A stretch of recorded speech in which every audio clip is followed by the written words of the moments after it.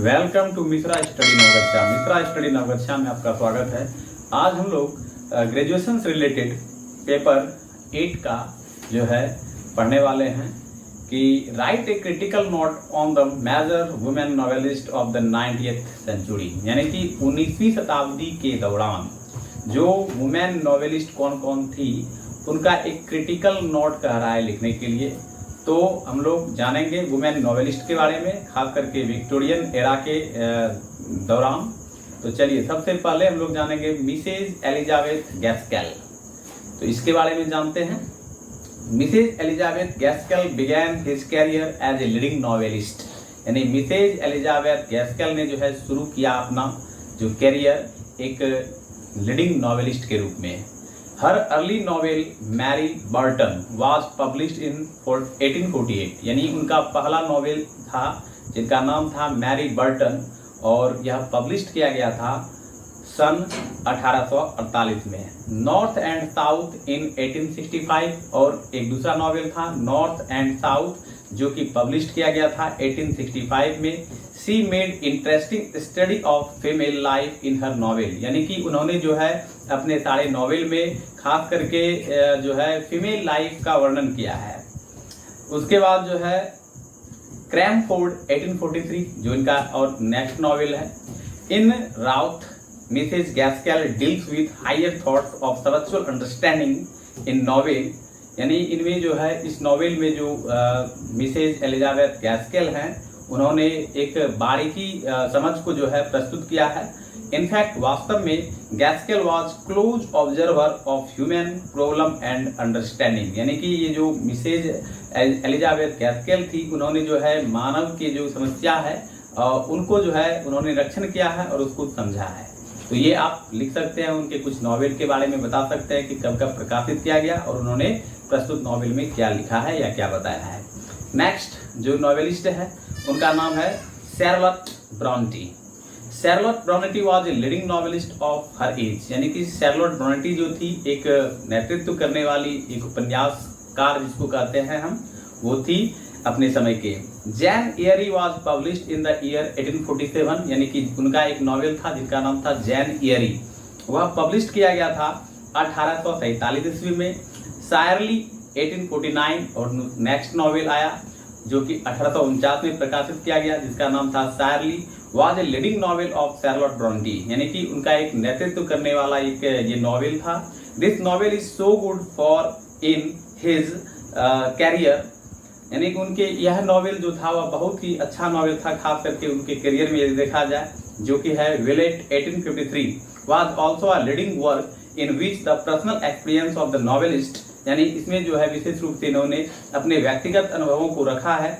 Was expressed the professor 1857, next novel आया उनका the professor जो पब्लिश्ड हुआ 1857 में। Written full sequence of good manners, इसको लिखा गया है एक अच्छे ढंग से। Charlotte Bronte broke a new fresh ground in the history of the English novel, यानी कि अगर हम देखें तो ये शार्लोट ब्रॉन्टी जो थी एक फ्रेश नॉवेलिस्ट के रूप में उभर कर आई खास करके हिस्ट्री ऑफ इंग्लिश नॉवेल में। All her novel are very good, जितना भी उनका नॉवेल अगर हम देखें तो बहुत ही अच्छा है उनका novel. The way of social life, खास करके उन्होंने जो है सामाजिक जीवन को इंडिकेट किया है प्रस्तुत नॉवेल के माध्यम से, यदि आप उनके नॉवेल को पढ़ेंगे तो।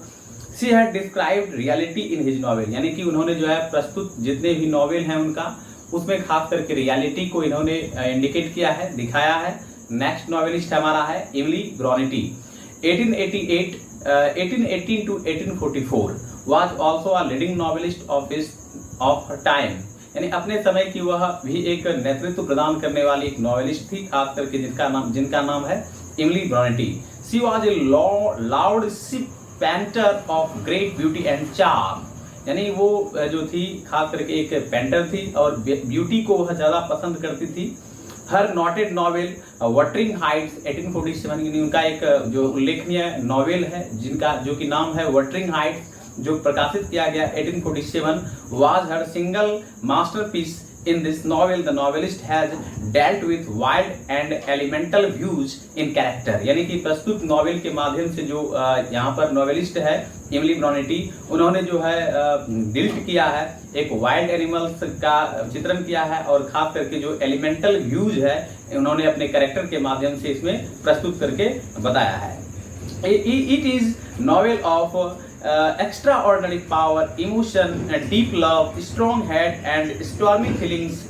It is compacted of higher thought. यानी कि इसमें विशेष रूप से अगर हम देखें तो खास करके जो है इमोशन को यानी डीप लव को, स्ट्रॉन्ग हेड को एंड स्टॉर्मी फीलिंग्स को भी उन्होंने दिखाया है एक बेहद ही अच्छे और सोच विचार के माध्यम से अगर हम कहें एक हायर थॉट्स के माध्यम से उन्होंने प्रस्तुत किया है. This novel is one of the most work of Emily Bronte. यानी यह जो नॉवेल है उनका जो कि वटरिंग हाइट्स है, यह बहुत ही मोस्ट रिमार्केबल नॉवेल है और whole range of English fiction, खास करके इंग्लिश फिक्शन में देखें तो the structure of the novel is complex. थोड़ा सा जो स्ट्रक्चर है इस नॉवेल का वो थोड़ा कॉम्प्लेक्स है यानी जटिल है.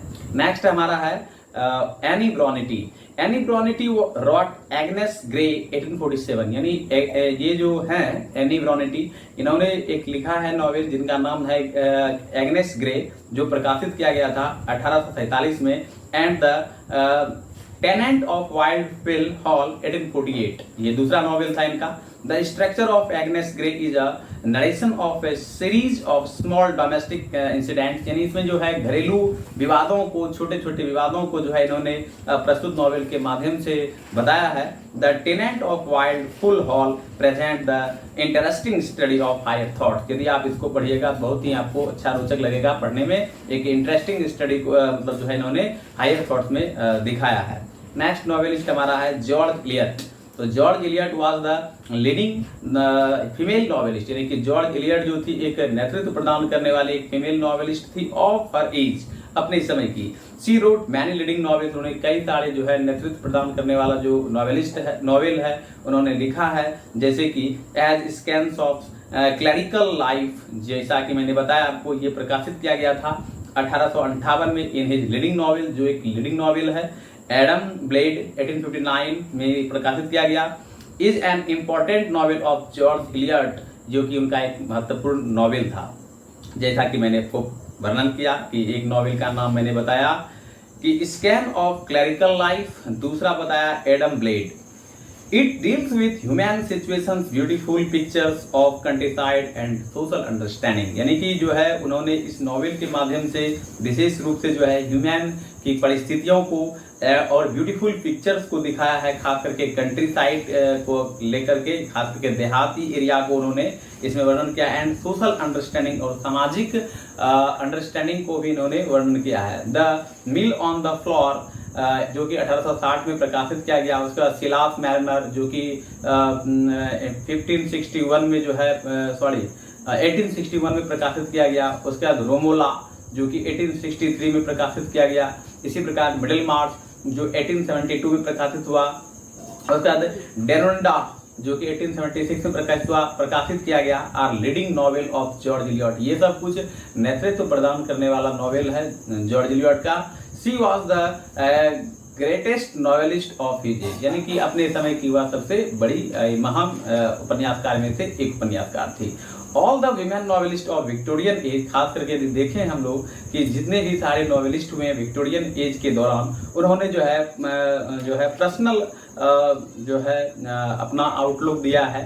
खास करके अगर हम देखें तो सोशल पिक्चर्स को उन्होंने दिखाया है in vivid, explicit, excited and consummate manner. सही रूप में, सही अर्थ में हर वह चीज को खास करके अपने नॉवेल में दिखाया है. यदि आप इनका नॉवेल पढ़ते हैं तो आपको इन तमाम तरह की चीज़ों को देखने के लिए मिलेगा. और ये क्वेश्चन बहुत ही वीवीआई है, इंपॉर्टेंट है, इसलिए आप लोग यदि इसका पीडीएफ नोट लेना चाहते हैं तो कृपया मुझे आप कमेंट सेक्शन में कमेंट करें, मैं आपको पीडीएफ नोट प्रोवाइड कर दूंगा. साथ ही जो भी मदद बन सकेगा हमसे, मैं आप लोगों को के लिए करने के लिए तैयार हूं. तो यदि आपने मेरे चैनल को सब्सक्राइब नहीं किया है तो कर लीजिए, ताकि आपको ग्रेजुएशन या एमए इंग्लिश लिटरेचर या किसी भी सब्जेक्ट से जो दिक्कत है या समस्याएं हैं वो मैं आपको करने का प्रयास करूंगा. आज के इतना ही, मिलते हैं नेक्स्ट वीडियो में. आपका दिन शुभ हो. थैंक यू, धन्यवाद.